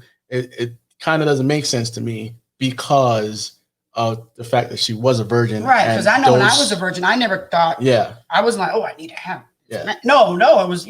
Oh goodness, but right. Yeah. So just want to. It's not like I need it. Oh, it's like but So like I said, it could have been an accumulation of things. Yeah. And that's totally possible. Yeah. Totally possible. But anyway, as we move. We are now getting to the close soon, but not soon. We haven't even talked about all that crazy stuff, is what she's saying, that happened at Ardham, which is the castle or the mansion, whichever one you want to go with that. She says monsters, which are also demons, right? The spells, Uncle George's death. And I died too. So that's what I was referring to. All that stuff that she just said. That's why I was kind of feeling, hey, she said she need to feel. Look at all the stuff they went through. Yeah. So and she's probably numb to everything. Well, she kind of says it. Let's see. And honestly, since I've been back, I felt like a ghost. Yeah. Right. There you go. So she wants to feel alive, is what she's saying. Yeah, exactly. Yeah. Okay. See. But still, she's a virgin. But anyway, you know the deal. Anyway, right? Well, was a virgin. Like something is missing, and I keep grasping at everything, trying to avoid it. And she goes on and she says, the house, something else, and then she says you. I don't think I grabbed that screenshot. So what she's saying here, even what they did was her grasping for that feeling of being alive. Yeah. She says, hell, I thought the world was one way. And I found out it wasn't. What she means by that is all the stuff, the witchcraft, the portals, the dying, all that stuff. And it terrifies me, but I can't live in fear. Now this is a part, I could be wrong, but this is what I'm sensing from the end of this conversation. I'm sensing an initiation. Because now in initiations, you're going to embrace what you reject, right? And she said, I can't live in fear. I won't. I got to face this new world head on. We can go all over the place with the two words, new world. Okay. You guys make up your mind what that means. All right. And stake my claim in it. And so that's where that scene ends. Anything you want to say before we move on? No, all right. No. So next scene. Now, remember, they have this Christian theme running in between these two characters here. She would say Bible verses. She looks into her Bible, and Tick is sort of, kind of, maybe. I don't know. Right? None of them. I don't know. I know. I don't believe any of them are real Christians. I'm just telling you how they play with the Bible here. So yeah. Right. So far. Yeah. So now they go to this voodoo priestess who brings a goat, right, to do a sacrifice. She cuts the goat's neck, and she says, where'd you say you found her again? That's Tick talking to Letty, right? And she says, Mama couldn't really commune with the dead, right? And if she says this, that means her mother at least tried, right? And somebody's asking in the chat, "Oh, is she pregnant now?" No, not well. There is no. Well, later she gets pregnant. I might as well say it.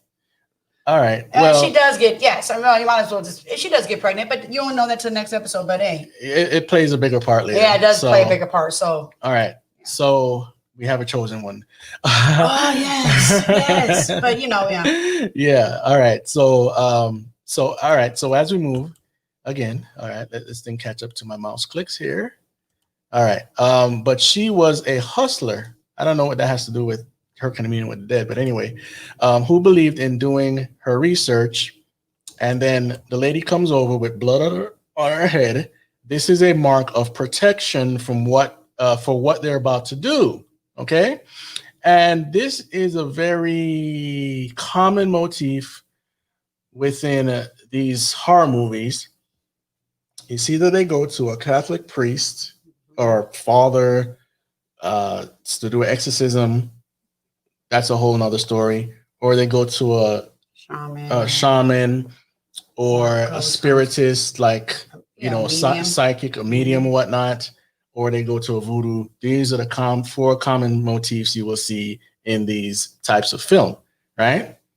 And what happens is either something happens to these people or the mediums, or they get possessed, or they die, or something usually happens to them. Kind of like a blood sacrifice in a sense, but I digress. So she comes with the mark of protection on her, and she says, if the spirits are malevolent or as malevolent as you claim, child, come on now. Come on, don't conk out on me. Oh, that might be a double screen. You'll need a seal of protection. So she puts the seal on her as well, to keep us safe while we purge the house. Now remember, she's trying to purge the house, right? And she puts the mark on Tick as well. I wouldn't have nothing to do with this stuff. So what you're going to see here from this stage on, you're going to see Tick and Letty play two sides of the coin. They're going to play with voodoo, magic, whatever, and play a little bit of Christian in there. Okay. So, all right. As we move, we see her also put blood on the doorpost, which is a reflection of what happened in the Bible. In the time of Moses, the angel of death would pass over, and it's going back to Jewish tradition. So she does that. And okay, so I'll reach out for the spirit's energy, right?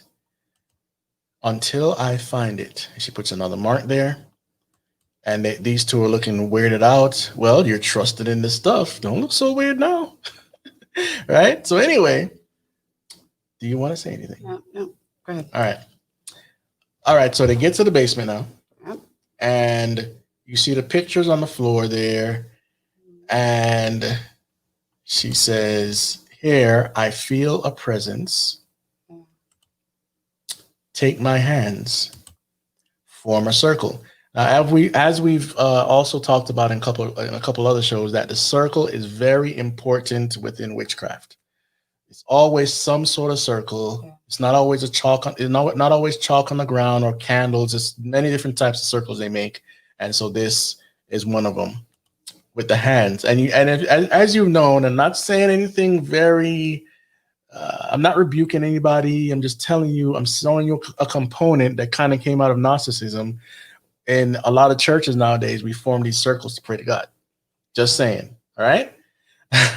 You make out of that what you want. And you might want to do your research as well. I'm not saying that this, that, or the other. I'm just telling you there's a backstory. So anyway, and she says, don't let go. No matter what. All right. No matter what. And so this is another motif that goes in. You cannot break the circle, because when you break the circle, terrible things will happen. All right. Now, my estimation is a circle within itself has no power, a symbol or whatever. These are just demonic forces that do certain things or whatever. But they tell you, they teach you, you read the books, and this is how it goes. Okay. Now she cries out to Mama Oya. So that brings us to the next thing we're going to explain. All right. Oya is from the Yoruba, also known as Oya or Yansa or Yanse or Lanza or whatever, however you do this stuff, and all the way to Latin America, is an orisha of winds, lightning, and violent storms, death, and rebirth. 1, 2, 3, 4, 5, 6 points. Okay. Yeah. She is similar to the Haitian god Mama Bridget, who is syncretized with the Catholic Saint Bridget. All right. Now remember, if you are a saved person, you are a saint. None of these people who are past saints need to be worshipped, prayed to as God, or any of that stuff. Okay. Yeah. And that's what comes out of Catholicism. Now, in Yoruba, the name Oya means she tore. She is known as Oya Lyanson, the mother of 9. Again, because of 9 children, she gave birth to all of them being stillborn, suffering from a lifetime of barrenness. She is the patron of the Niger River, known to the Yoruba as the Odo Oya. Now, this is going to play a part as we explain some stuff later, in a second, actually. So Oya, we got the Yoruba tribe and all that stuff, right? The 9 children, go and study the Council of 9. This is a connection. All right. We talked about that on another show that didn't have to do with this program, but I want you to go research the Council of 9 and see how many points you come up with. Now, as we move, boom, here, she says, I, your dutiful servant, call upon you to use me as a vessel. So she wants to get possessed. So together we may cleanse this space, right, of those tormented spirits, as we explained earlier. And now she starts speaking Creole, doing her chanting and whatnot. Mm-hmm. And upstairs, what's going on now is some neighbors are breaking in.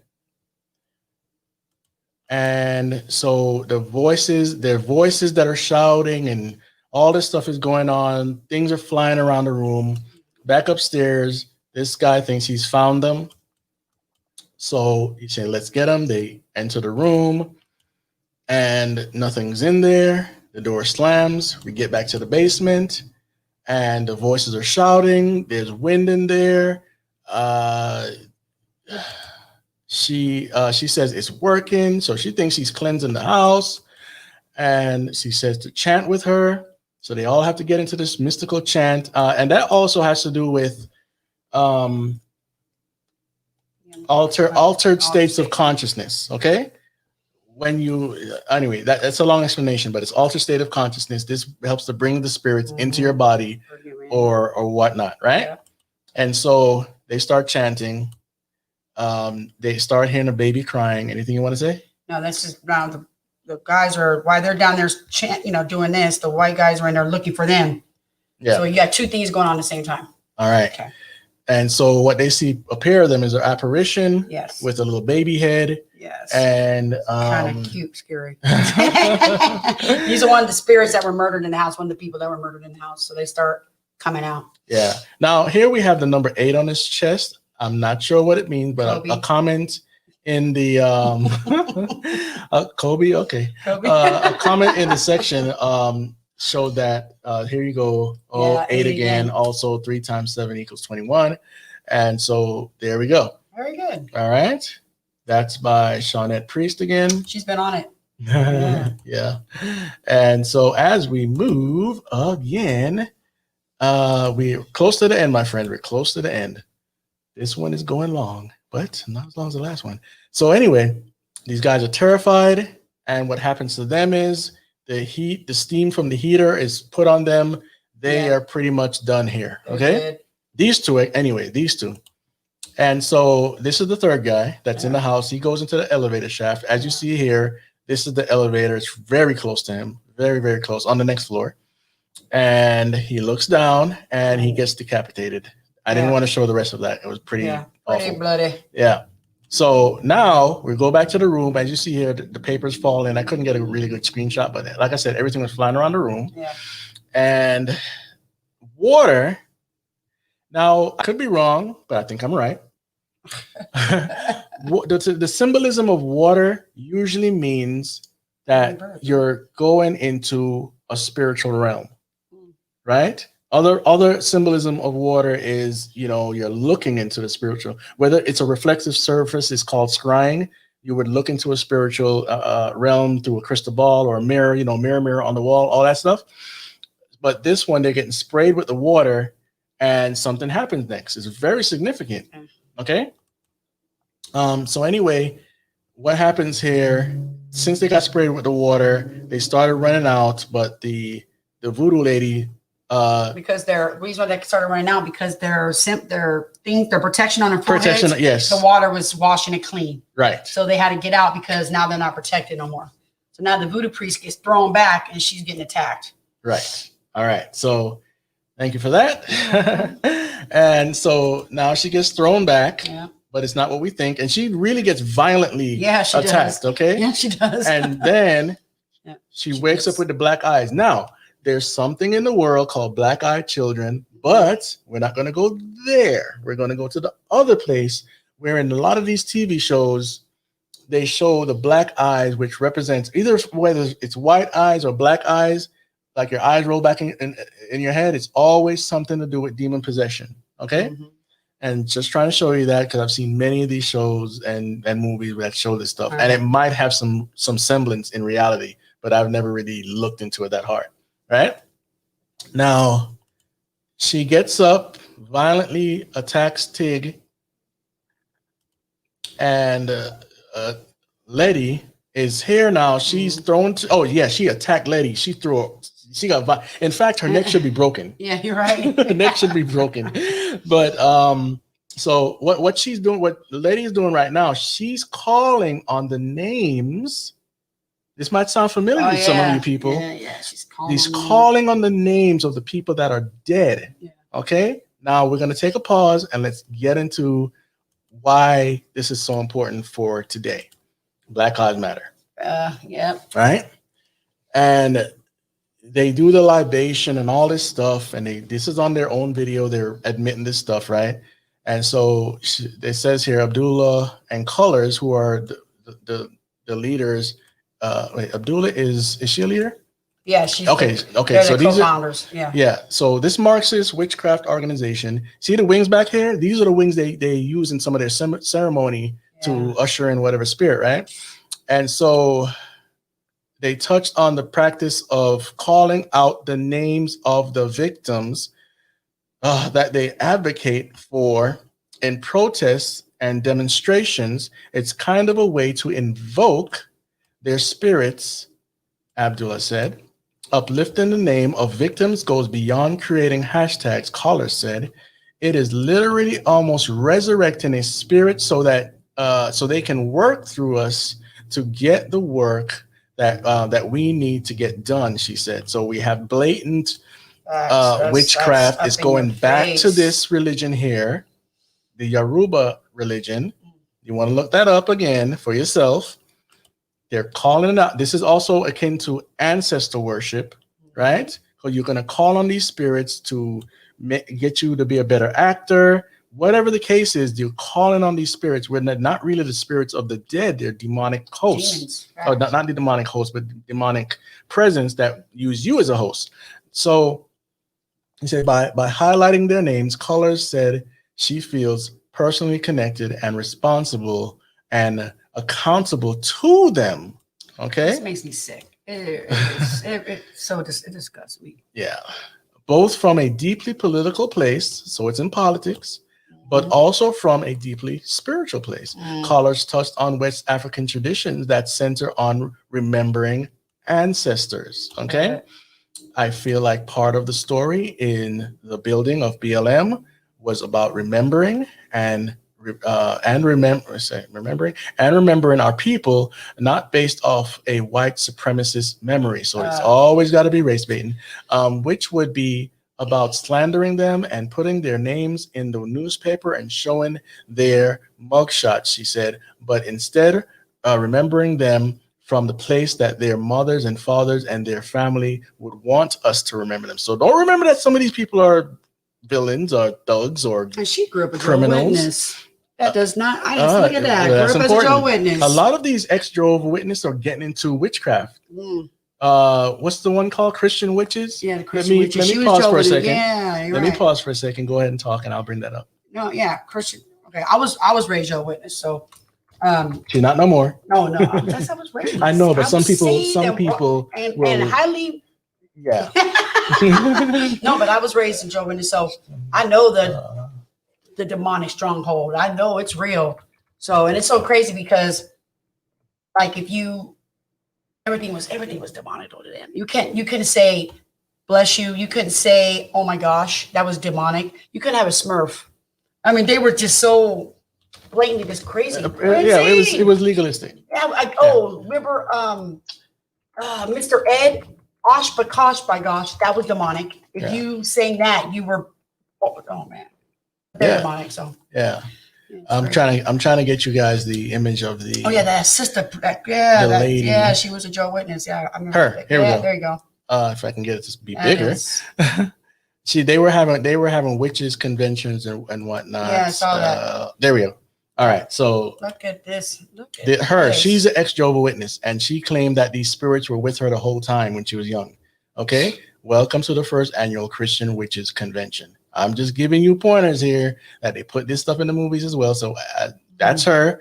And where was I? I was over here. And so I was raised, Colors, who grew up Jehovah's Witness, said she was always someone who almost obsessed about our Black ancestors, right? I wasn't raised with honoring ancestors. As I got older and started to feel like I was missing something, ancestral worship became really important, she said. And I can go on and on about that, all right? But this is transcribed from their own words. Right. All right. So people people can't say, oh, you're just making this up or whatnot. Out of the horse's mouth, no pun intended. If this is your first time hearing this, I suggest you look further into it. If you're used to this, you know exactly what I'm talking about and why I even went there based on this stuff. Okay. Now, she's calling out their names, and like when you hear them in the streets, say their name, say their name. They're trying to invoke the spirit. All right. Mm-hmm. So, and when you see T-shirts like "I am Trayvon Martin" or "I am," say, what's the guy I can't breathe? I am George Floyd. George Floyd. That's what they're doing. They want you to take on the spirit of that person, which you cannot really do. But then you're inviting another spirit in, which is not from God, obviously. So she's calling all these names, and so he gets possessed. What happens is the voodoo lady holding him up gets tossed to the ground. He gets back up. He's now possessed, right? And he's telling Letty to get out of my house, and he curses. And then she starts barking back at him. No, actually, what she starts doing now, after she called on these names, she's calling them to help her now. Okay.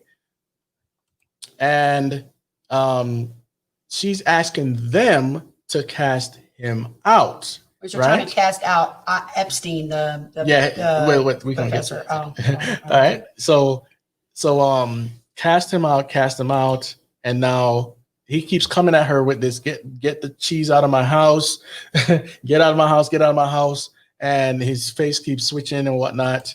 And then she's telling the spirits here, "You are not dead yet." Basically, until we get the situation straight, you're not done. You now you have to do what you have to do to get him out, and then you'll be free. Basically, what she's saying. You can still fight, and then they start manifesting in front of her, them actually, and they're all scarred up because they were used for satanic rituals. What's the term? Eugenics. All right. And they're all, guess what they're doing now? Remember I told you a circle is very important. So now she's going to chain link with these spirits to cast out. Hold on a second. Two Sims. Let's see. To cast out the spirits. And now they're playing again gospel music in a place where it's ungodly, right? And so you start seeing all these distort. You see a baby hanging on her arm there. However, the experiment went with her, and they start. So here he is. He manifested. Tick falls to the ground. He comes out of his body, meaning what's his name? Epstein. Epstein comes out of his body and shows his true face. And of course, the gospel music is playing, and he's losing his power because they are casting him out. And what happens here is the spirit starts to heal, even though they're still not alive. They're still spirits, but they're the way that you see their bodies starting to turn back to normal. Okay, and she tells him now, Epstein, to get the cheese out of the house. Okay. And she's basically warned now, and the spirits leave. They got him out. The demonic activity is done. But remember, this is all witchcraft. And what does it say here? Satan, we're going to tear your whatever. So this whole, anyway, it's close to blasphemy what they're doing here, if it's not blasphemy. All right. Now that scene's over. We're close to the end now, very close to the end. And so what happens here is there's a reporter coming to give a report and all this stuff. And she says she has one last question. And does anyone know about the disappearances of three of your white neighbors? And she said, I hadn't heard anything. And I think she's telling the truth. And then they left the elevator, and the elevator starts closing on its own. Then it starts going downstairs, and you see the incantations on the wall, many of them. We just didn't take all the screenshots. Then when it opens, you see dead bodies. This is the fourth floor. Yeah, the fourth. Yeah. Yeah. Exactly. And no one has actually been down here yet. Yeah. And I don't know why, but that's not explained. But there goes two of the bodies. It goes around. It's a little graphic. And then this is the bodies of the victims leading in a tunnel that goes out. We don't know where it goes out to. All right. Yeah. And so from there now. That explains the picture of the house with all the roots coming down from it. Oh, yeah. The picture of the house with all the roots. That's what's going on there that we showed you in the beginning. All right. Now, this is the realtor's office, Jerome Jackson. Right. And he's in there with Christina. And Tick walks in, and she told JJ to leave, right? And so Letty's inheritance, he says Letty's inheritance didn't come from her mother. It came from you. And she said, how'd you figure it out? And she's like, Winthrop, I saw his name carved on the frame, right? And she says, of your father's favorite painting, right? And he said, Horatio Winthrop was a founding member of the Sons of Adam, what we covered in the last episode. They're a secret society that wants to go back to the Garden of Eden and get immortal life, right? And but he was banished after stealing the pages from the Book of Names. Now, the Book of Names, there in the Bible, there's the Lamb's Book of Life and the Book of Life. So take that from what you want, but this is I think a carbon copy of that idea. And so he was sick of Titus having to the only cipher to read the language of Adam and try to develop his own from the stolen pages. Hiram Epstein was a follower of his. I didn't come here for a history lesson. That's what Tick says. Says, what do you come for? He says, to make sure that you stay the blank away from my family. And what happens is he cannot move. He's stuck. She got a spell on him. And shall I continue the lesson? And he's still frozen there. And she says most of the order never create their own spells. They don't have the discipline. Those that do usually get one spell in their lifetime. My father's claim to fame was invulnerability. He thought if you couldn't be harmed, you would live forever, right? And so he had to remove it when he attempted to open the door to the Garden of Eden. So that's why in the last part you see her father turn the stone, and a lot of stuff happened. Okay, so you have to go back to that. She says the book is gone, and that's not totally true. Yeah. I don't think she knows, right?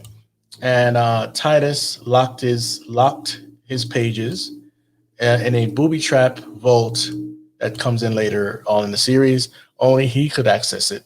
And so she's like, but imagine the possibilities if Horatio Winthrop pages were to be found. So basically she's sending him on another mission, or implying a lot of other things. Okay. So the language of Adam could finally be decoded. There's a book that's not included in the Bible. I think it's called the Book of Adam or something like that, or the Book of Adam and Eve, or whatever it's called. I don't recommend it. It's not scripture, but it has a lot of weird things in it. Okay. Now, she says, call me when you're ready to learn more about our family legacy. And she says our family because they are family. And have to be smarter than this. You just, you just can't go around killing white women, right? And that plays into the whole things that happened in the past. They would blame somebody on killing a white person or raping a white woman or whatnot. And a lot of people died or got put in prison because of those sort of lies that went around. And so, yeah.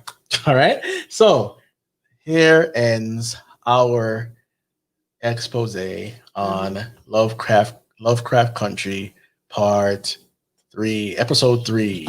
Episode 3. Thanks for sticking around and being patient. Yeah, thank you.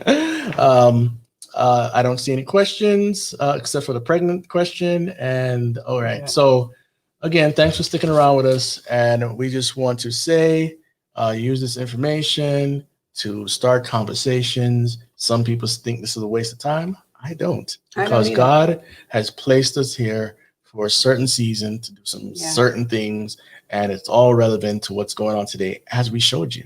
Yeah. All right. So without further ado, remember, Christians, spread the gospel and